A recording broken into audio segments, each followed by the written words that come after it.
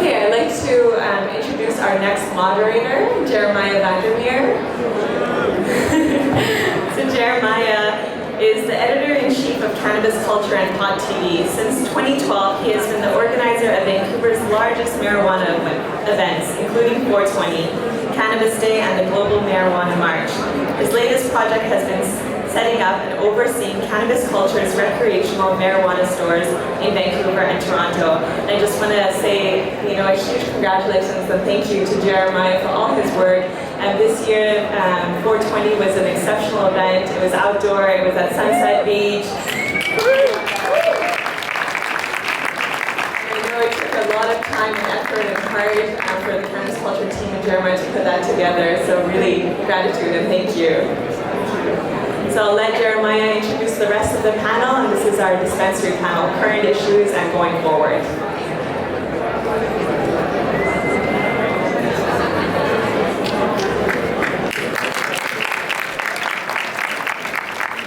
Thanks, guys. And a big, huge thanks to Salome. Oh my goodness, Salome, this has been so fantastic.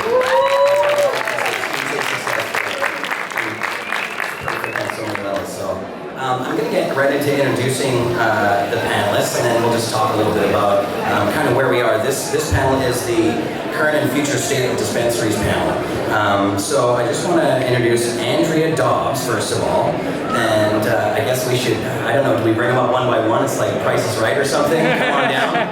Come on down. As a holistic health enthusiast and career entrepreneur, Andrea focused her lens on the cannabis arena, buoyed by her successful integration of cannabis remedies to manage the various symptoms of perimenopause and a desire to share the success with others.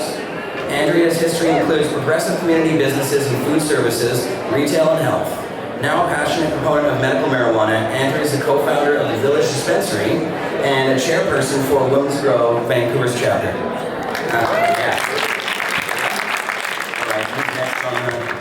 So, and as Andrew Gordon is next. Andrew, where are you out there? Come on down. Andrew's the COO and Community Integration Director of Cannabis Dispensaries in Vancouver, Toronto. Andrew currently works with Cannabis Dispensaries in Vancouver and Toronto, specializing in operational efficiency, patient relations, community partnerships, and cannabis unique compliance. During 2015 and 2016, Andrew worked as a Community Integration Director for True Natural Healing Society, a non-profit compassion club based in Kitsilano, dedicated to providing qualified patients access to natural cannabis solutions and holistic services. He's excited at the prospect of legalization and is passionate about working with key community stakeholders from across Canada to build an understanding and acceptance for cannabis to help reduce social stigma for consumers and abate pharmaceutical drug dependence within communities. Andrew? Next on the list here is Oana Nicoara, the CEO of Eggs Canada. Oana, come on down. Oana began her advocacy to have cannabis recognized as a viable form of treatment and pain management for patients undergoing chemotherapy, radiation therapy, and for dual modality patients during her time at the Fraser Valley Cancer Agency. Oana continues her fight for the use of medical marijuana as a form of treatment and preventative care of many widespread illnesses and ailments in her work today. She's now the CEO of 3 Eggs Canada locations, an ever-growing dispensary chain whose primary focus is on patient care and funding future cannabinoid research and applications. Oana is also on the dispensary board for the Cannabis Growers of Canada, a non-profit organization whose goals include lobbying at all. Oh, and happy 420, sorry about that. The alarm was up there, but, whose goals include lobbying at all levels of government, including federal, to ensure that all new laws and legislation are reflective of patients' rights for safe access, affordability, and fair treatment and recognition of the grassroots communities, including dispensaries and MMAR growers. So, Oana, thank you. And where is he? Next, David Malmo-Levine, come on down. David Malmo-Levine, cannabis author and activist, and also founder of Stressed and Depressed Association, Vancouver here. David has been writing about cannabis since 1992 and organizing civil disobedience since 1993. In 1995, David was flown out from Edmonton to Vancouver to be a professional pot activist by Mark Emery. In 1996, David sold pot openly, creating the legend of Amsterdam. Charges from his harm reduction club led David to become the youngest self-represented person to appear before the Supreme Court. Since his defeat there, David created the Herb School and the Herb Museum, The former resulted in 4 months jail time, and the latter he sold to a U.S. pot activist in order to open up a med pot dispensary for both sick and healthy people, and that's Stressed and Depressed. His websites are potshot.ca, hermuseum.ca, and stressedanddepressed.ca. All right, there we go. So it's a strange time to be in the marijuana business here in Canada. On the one hand, we have a federal medical marijuana program beginning with the Parker Court decision in 2000 that's allowed some Canadians to access marijuana for medical purposes. And over the years, because the rules have been too restrictive, we've had further gains through the courts. We've also had some losses when it comes to regulations. For example, the Conservative government recently banning the home growing of marijuana by patients. So we keep going kind of back and forth. But the system we have still remains too restrictive. Right now we have a small group of companies allowed to produce through a distribution model that is just through the mail, through home delivery. And we have the Allard case, which was recently in the courts, that looked at those conservatives' new rules about the home growing and basically threw the entire thing out as against the Canadian Charter of Rights and Freedoms, saying that the act of growing at home for patients is an important part. So it's kind of a weird system on the federal level. We also have Justin Trudeau, now elected, saying he's going to legalize marijuana for recreational purposes as well as for medical. But of course he's put a police officer named Bill Blair in charge and another politician named Anne McClellan, who over the years have been kind of against marijuana, prohibitionists, and they don't really seem like they're going in I mean, we haven't seen it yet, but there's some fears over the direction that they're going. 20 years ago, the first Compassion Club started popping up, and over the years those shops have proliferated in places like Vancouver and Toronto and a bunch of other smaller communities. And the police in many of the jurisdictions refuse to bust those dispensaries and have allowed them to be there for 20 years. Some cops in certain jurisdictions have gone after them, and recently we've had major raids in Toronto. There was 47 dispensaries raided. At the same time, we have municipalities making their own rules for marijuana dispensaries. Ones like in Vancouver that include $30,000 for a license, but also restricts over 90% of the current spots they were at. So we also have Victoria and other places coming up with their own legislation, making this sort of patchwork gray area for marijuana across the country. Everybody wants a piece of it as we go forward into legalization, and you have liquor stores and drug stores lobbying the government on a provincial level to allow them to be selling marijuana as we move forward. You also have the LPs, some of the LPs, lobbying to close these dispensaries and eliminate them completely. So that's kind of where we're at. It's a weird place to be. But here's the questions that we've kind of come up with here. How do we ensure that existing small businesses in the cannabis realm, all of our dispensaries that are there now, transition into the new cannabis marketplace? And I wanted to start with Andrea on that one. Well, that is the million-dollar question, and I've taken a little time to consider that. For myself, I think there's two layers here, or two ways to go, or two factors to consider is what I mean. We could look to marketplaces that allowed continuity of business. So in Oregon, that was a business model that they went with. They decided that those who met a series of best practices could integrate into the existing marketplace. So I'd like to see something like that at least studied. And the other piece, I think, is that we elected, many of us, not all of us, elected Justin Trudeau, and he had a mandate to support the middle class, and many small businesses are the middle class, and if he were to take this industry out of BC and hand it over to multinational style corporations, that would be against his mandate, and I think that we could put some pressure on him from that point.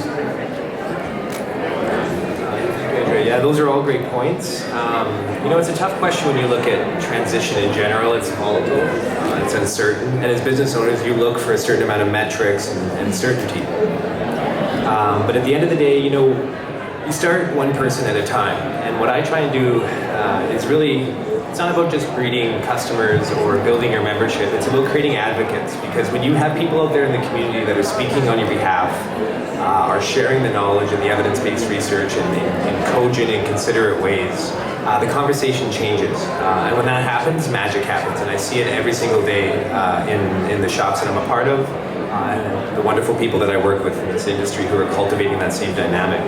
And that brings me to my second point here, is staying in tune to opportunities to join forces with like-minded people, because that's going to increase positive momentum. And when you look for those opportunities, whether it's your vendor, it's your neighbor, it's a guy who made a complaint about you, there's opportunities there, and you can really connect and provide an opportunity for exchange that is accountable and transparent, and that's what people are looking for in this industry. It seems scary from the outside. It's unregulated, it's illegal. That's another factor we do address. And you have to be forthright about that. You have to be transparent, and people respond and make their own informed choices, and you really are there to facilitate a need that is great. So if you focus on those points, I think the transition will be easier and the integration will be welcome. I agree. I think those are all great points. I think that we can all recognize that the government's really slow at doing anything. They're great that they've already started this legislation and that they're willing to legalize it. So I think that if the dispensaries want to solidify their place, we need to be the ones coming up with the legislation, and we need to be the ones writing the reform and bringing it to their attention. We need to stick together and unify. All the different trade memberships need to come together, and this is the time where we need to have our voices heard. In the communities, we know that we are a staple. People want us in the community. So I think what we need to do now is come together and bring that notion to the federal and provincial governments. We cannot wait for them to write legislation, because it's not going to be in our favor. We need to be proactive, and we need to be doing it now. Yeah.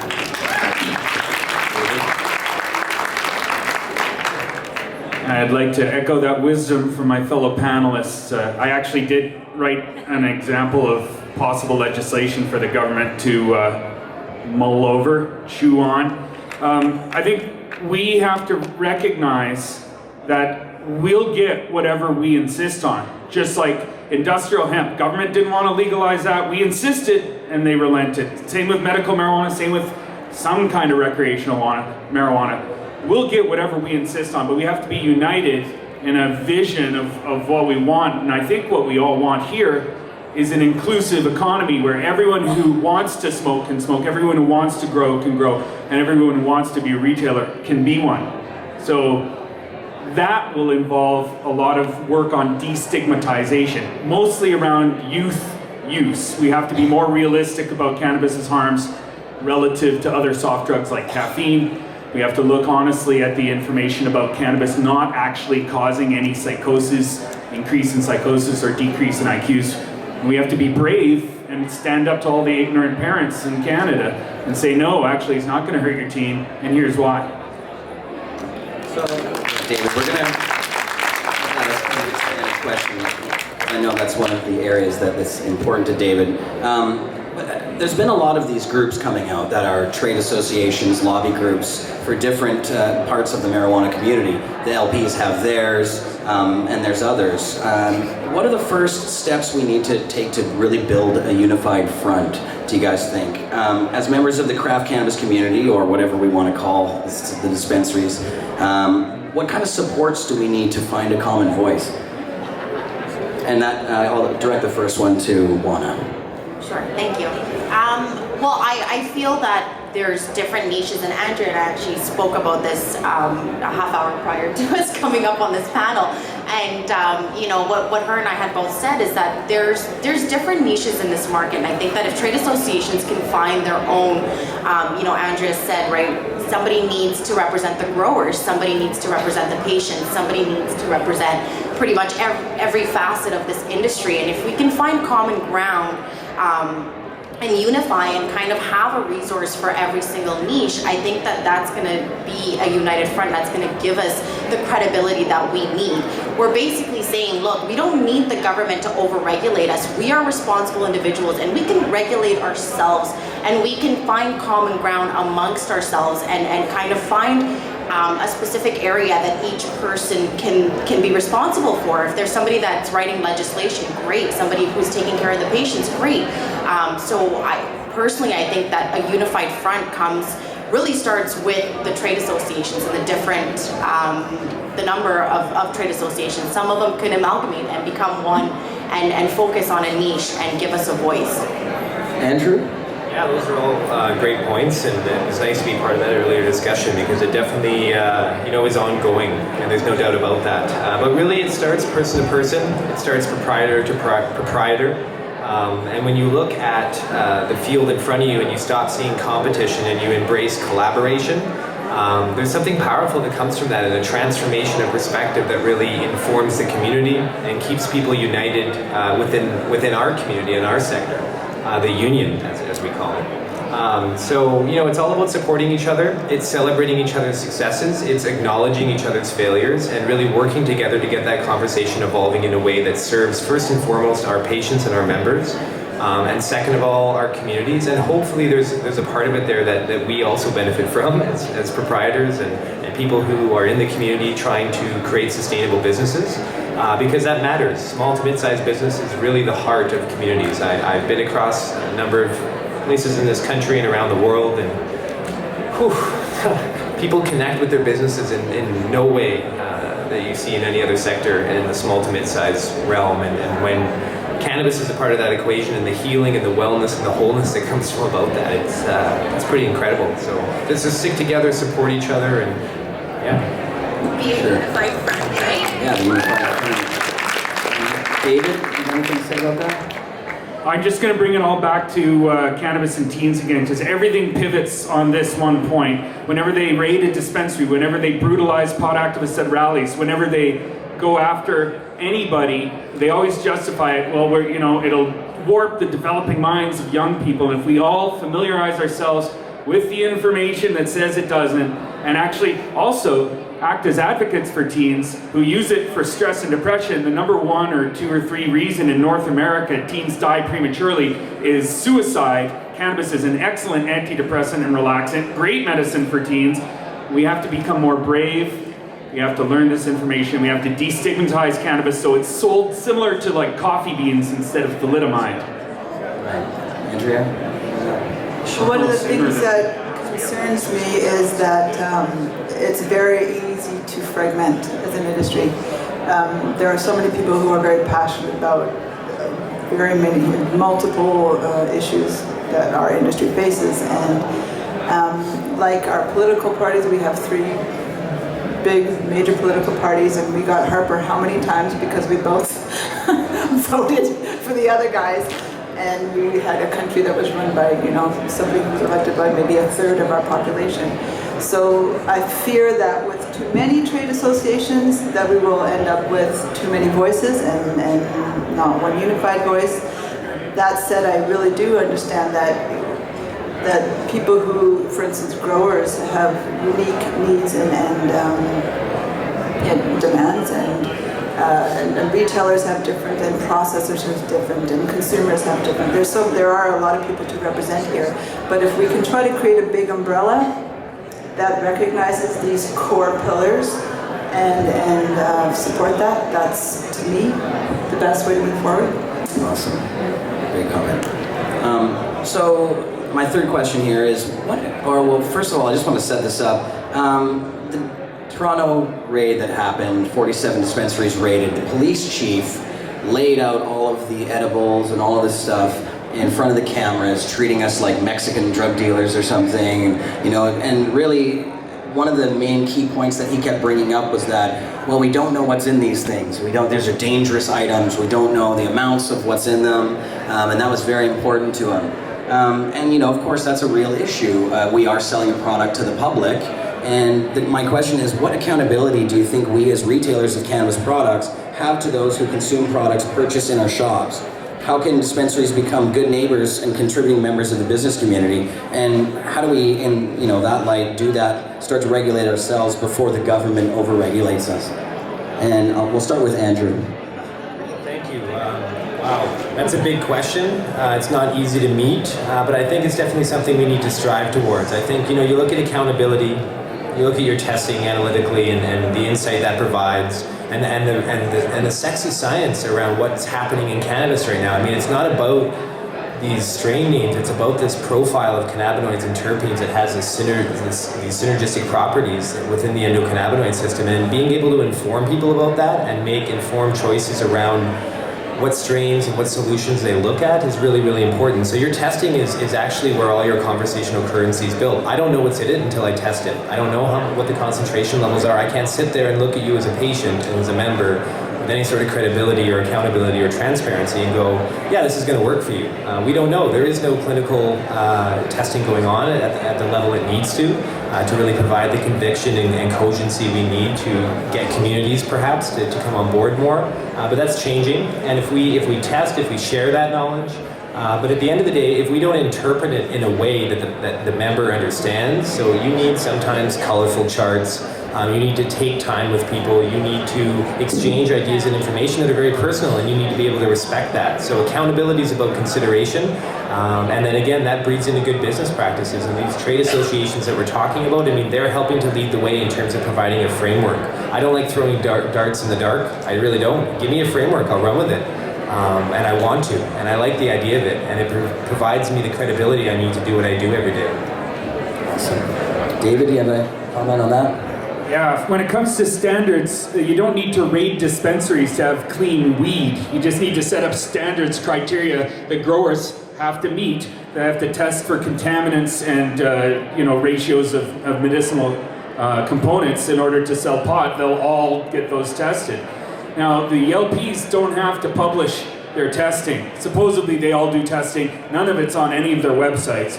The only tests that have ever been done to compare dispensary weed and LP weed came back in 2004, Canadians for Safe Access, and they found that the LP weed was higher in metals, higher in microbes, and lower in THC, and then they irradiated their weed to get rid of the microbes, but it actually also damaged the terpenes. We should not fear testing. We should just embrace it and have it above the board and require all the results to be published. And then we can really see if the LP weed is cleaner than the dispensary weed. I suspect it is, and I suspect the organic standards would take care of all of those concerns.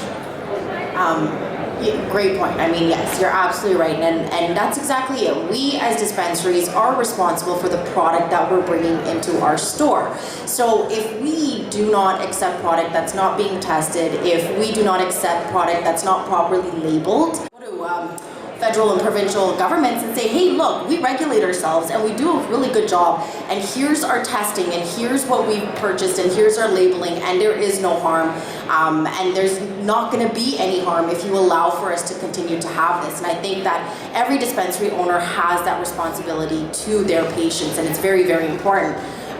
With regards to being a good neighbor, that comes from your training and how your staff represents themselves. And I think that every single one of us wants to be a good neighbor and wants to be involved and included in the community, chit chat in the community flyers that they send out in the community meetings. And I feel like we need to take the first steps in introducing ourselves and putting ourselves out there, because we have been stigmatized and demonized, and those people are not going to come to us. We need to go to them. We need to change people's opinions about cannabis, and we need to do it in a professional and proper stand, and we need to have backing when we go to these people. Testing is the number one thing that we need to all abide by and ensure that products that are reaching our patients are being tested. Andrea? Yeah, I agree with many of the points that have been raised. I do personally feel a great sense of responsibility and to each of the people that I serve. So I think it's kind of important. The way that I came to it was from identifying the market that I felt that I could resonate with and that I wanted to serve, and then making sure that I take the time to provide the information that I know they need. So, for instance, in my case, many people who come to the shop have never consumed cannabis. So we need to have that conversation and talk about what's that going to feel like, and what are your concerns, and I want to know that they've walked away with enough information to understand that this is going to be a little bit of trial and error, and you're going to need to find your place. And if you have discomfort, that's okay. You can talk about that. So the more information I have to share with, the better I feel. So testing, ingredients, sugar-free, not sugar-free calories, all of that, it's all important. Well, when it comes to these regulations, David brought up a point a couple times now about youth and cannabis. And considering the effective use of cannabis for young people, we have even Sanjay Gupta on CNN highlighting that. But yet, of course, at the dispensaries, we still have our self-regulations that have 18 or 19 plus. Considering the evidence showing cannabis is an effective medicine, how do you guys think we should treat the use of cannabis by minors? How do we regulate that part of it? And I know what David's going to say, so we'll leave him to the end. Maybe Andrea or Oana, we'll start with you. Start with me? Yeah, sure. I think youth and cannabis needs to be treated on a, one-by-one basis, right? There are youth that can benefit from cannabis. I think to stigmatize it and say that it's going to cause brain damage and this and that is ridiculous, because these youth are on prescription painkillers, they're on antidepressants, they're on a numerous amount of pharmaceutical drugs that have been proven to cause far more damage than cannabis. So I think to kind of have that closed-minded, it's an illegal drug and it must be horrible. Okay, what you're buying at the store with all the pesticides, that's probably harming your children way more than cannabis is. The pharmaceuticals that are being given to those kids to treat certain ailments that we know cannabis can help with, that's damaging your child's liver to an extent that is irreplaceable damage because they're young kids. So when we look at it, we can't just think of it as cannabis. Should I give cannabis to my children? It should be, should I give cannabis to my children or pharmaceutical drugs? And that is a choice that a mom makes, not the government.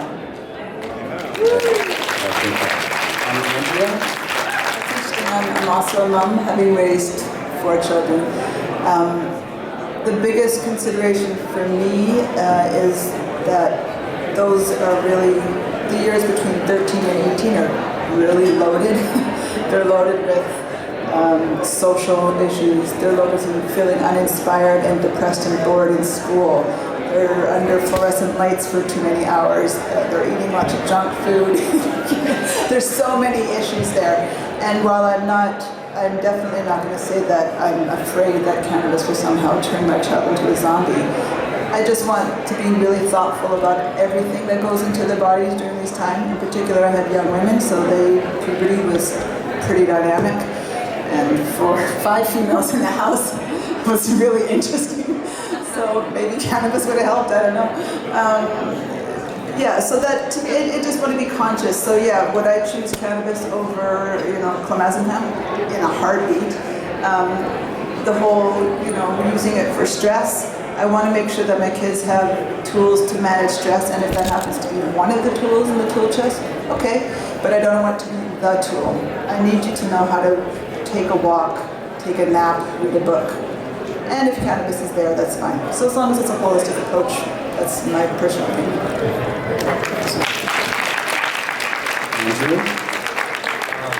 Yeah, I just echo absolutely everything you said. As a new parent myself, it's a question I'm going to have to wrestle with. I hope to be proactive in that conversation and lead by example. I think that's really what it boils down to. When you take things to excess, problems arise. And when you are measured in your approach and you modulate your endocannabinoid system in a way that is responsive to your need and doesn't inebriate you to the point of ineffectiveness, then I think the people around you respond to that message. I do it every day. I microdose throughout the day and I don't apologize for it. I know exactly how much I need and why I need it, and I do that. And if that's what it takes, that's what it takes. I also use meditation and other approaches, but I suffer from PTSD. So that is something I really actually need to control anxiety and anger. And I think my family will respond to that, and my children will respond to that. And I hope if I lead by example and be an effective community leader and liaison, we can move this message forward in a positive direction, but it is very much a case-by-case basis. So, and it's up to the mom. As a dad, I know that for sure. So, we'll see what mom has to say. Okay. David, try to keep it brief. I'll keep it brief. I realize that, but yes. In Washington State, they did it wrong. Teenagers are now facing felonies, whereas before they were facing misdemeanors. We have to be mature enough to say prohibition is going to harm our kids way more than marijuana abuse could ever harm their kids. Daniel Posse, in 1992, a young man got caught with 15 grams in his own house, got killed in a police raid. All over the United States, around 2 or 3 every year, teens get killed in police raids over cannabis. If we find a way to incorporate them into legalization, we can protect them from the police, we can protect them from the black market, we can protect them from being under-medicated for their stress and depression, and we can keep them off the pills, which actually you can die from withdrawal from Effexor and other antidepressants, painkillers, ADHD drugs. I'll say one more thing. The Senate report recommended in 2002 that 16 years old would be the age limit for buying on your own. Now that's acceptable to me if we have 15 and under with their parental and physician's supervision, 16 and over, buying it on their own. We are saying, as a society, with our own actions, this isn't as dangerous as alcohol or tobacco. And that's the right message to send to our kids, because they're not going to believe anything else, and they won't listen to anything else, because anything else is untrue.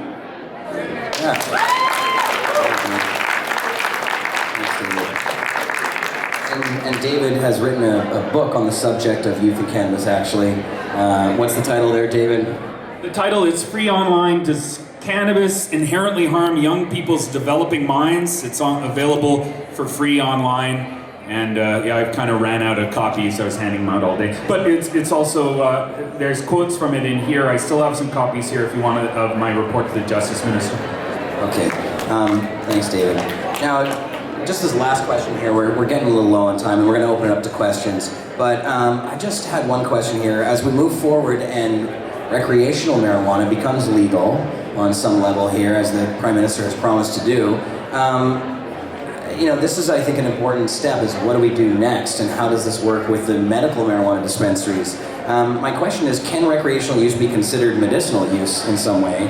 And how do you guys plan on handling the transition from medicinal use to legal recreational use? And Andrea, I'll start with you. For me personally, I look at it, there's streams, there's medical cannabis, which for myself, I would rather not have to meet, say, a young woman, single mother with stage 4 brain cancer coming to shop at the dispensary. It breaks my heart. I don't think she should be shopping at a dispensary. I think she should be in a place where she's cared for and someone is supporting her through the whole thing, and that should happen in a hospital. So maybe one day that will be the way that happens. I personally feel that in my shop I talk a lot about therapeutic applications. The therapeutic may be around stress relief. It may also be I need to make a painting and I can't use my brain. That's there. Some people might identify that as recreation, but the word about recreation kind of, to me, almost sounds like it carries a little bit of risk. So recreation would be like skydiving and cliff jumping, and so therapeutic feels a little bit more relatable to me. I do think that there's a preventative aspect, definitely, about feeding our endogenous system, and I do feel that you can blur the lines between what is a really lovely day at the beach and was that not therapeutic for me, or So there I see a definite affinity between recreational quote and therapeutic medical. Oana, thanks. Okay, so I'm not going to touch on youth because I'm going to use the word choice a lot here. So for me, I think it's an easy transition. Listen, I think that whether you choose to use it for medicinal purposes or whether you choose to use it for therapeutical purposes, as long as we have the proper labeling, the proper testing, all of those tools are there, and we've set ourselves up for success with regards to that. There really isn't much of a difference. I think that any dispensary can go either way. I think that it is a choice, and that's what it ultimately comes down to. If you're 19 years or older and you choose to use it because your back hurts, that's your choice. If you choose to use it because, you know what, at the end of the day, it takes the edge off and it makes you calm and it makes you not fight with your wife, that's your choice. And again, the reason why we keep winning in the court system is because ultimately in Canada, you have rights. And when they're imposing are trying to take away your rights, you have a choice to fight back. So for me, recreational or medicinal, ultimately, it comes to the patient's rights, to the client's rights, the customer's rights. It is a choice. What you choose to use it for is none of the government's business, period.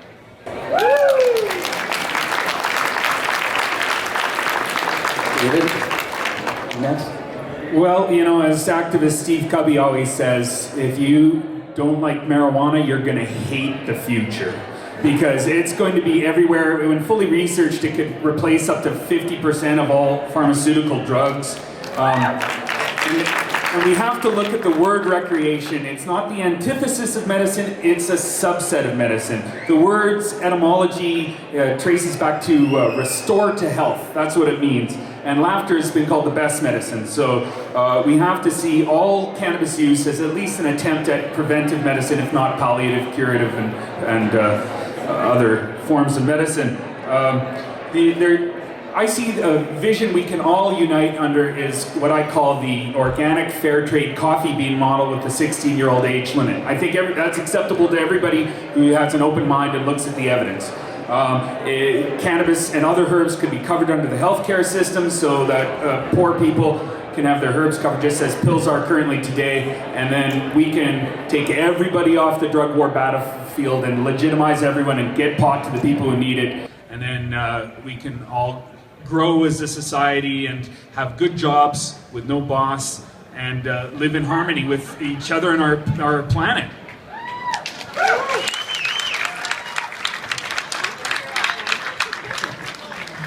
And Andrew?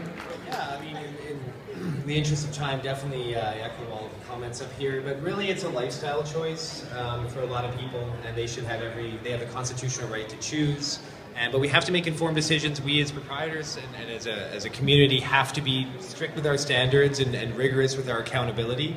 But there is a therapeutic value to this, it's undeniable. I get inspired by the words of Steve D'Angelo when he talks about these peripheral benefits because they matter and they're real, and that's where all the stigma and differentiation and everything is associated with in terms of people's minds and how they use.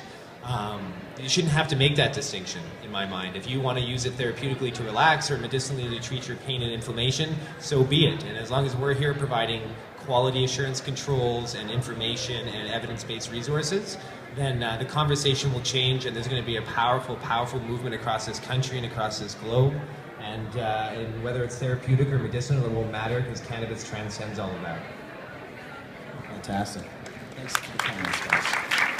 Great comments. Now, we are past our time here. I want to open it up for questions to the floor here.